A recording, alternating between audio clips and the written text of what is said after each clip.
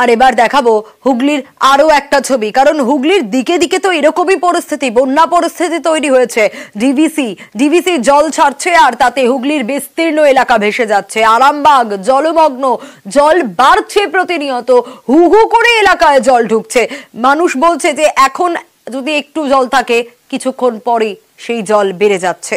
জলের তোড়ে রাস্তা ভেঙে গিয়েছে আর জল বেড়ে যাওয়াতে আতঙ্কে আরামবাগের মানুষজন। কি ব্যবস্থা নেওয়া হচ্ছে আরো বিস্তারিত জানাতে পারবে দেবাশিস, রয়েছেন আমাদের সঙ্গে, আরো বিস্তারিত জানবো। দেবাশিস, যে ছবিটা বারবার করে ধরা পড়ছে, সাধারণ মানুষ বলছে যে যদি কিছুক্ষণ আগে হাঁটু অব্দি জল থাকে, কিছুক্ষণ পর সেই জল বাড়তে বাড়তে কোমর পর্যন্ত পৌঁছে যাচ্ছে এবং চারিদিকে এই বন্যা পরিস্থিতি। প্রশাসন সদা তৎপর, কিন্তু এই মানুষগুলো তারা কি করবে? এই মুহূর্তে যারা এই ঘটনাটা ফেস করছে তারাই সব থেকে ভালো বুঝতে পারছে যে কি খারাপ পরিস্থিতির মধ্যে তারা রয়েছে।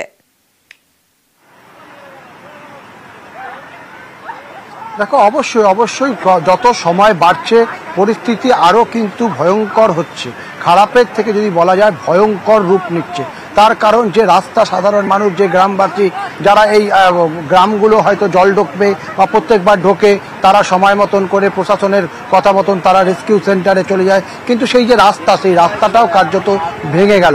আমি এই মুহূর্তে আরামবাগের হরিণখোলা এলাকায় রয়েছি।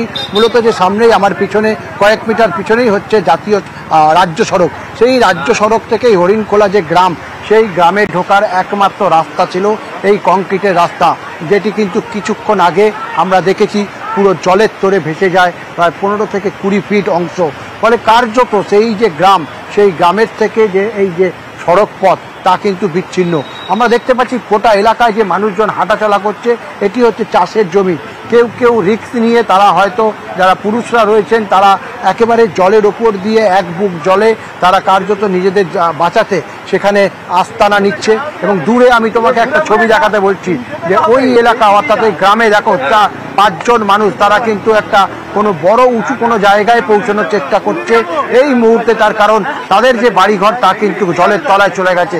এই মানুষজনেরা প্রায় এক বুক সমান জল, কেউ রাস্তা দিয়ে পড়েও যাচ্ছে, তারা কিন্তু স্থলভাগে পৌঁছানোর বা উঁচু কোনো জায়গায় পৌঁছানোর চেষ্টা করছে। পুলিশ প্রশাসন, আমরা দেখতে পাচ্ছি আরামবাগ থানার যে পুলিশ প্রশাসন, তারা কিন্তু এখানে প্রস্তুত।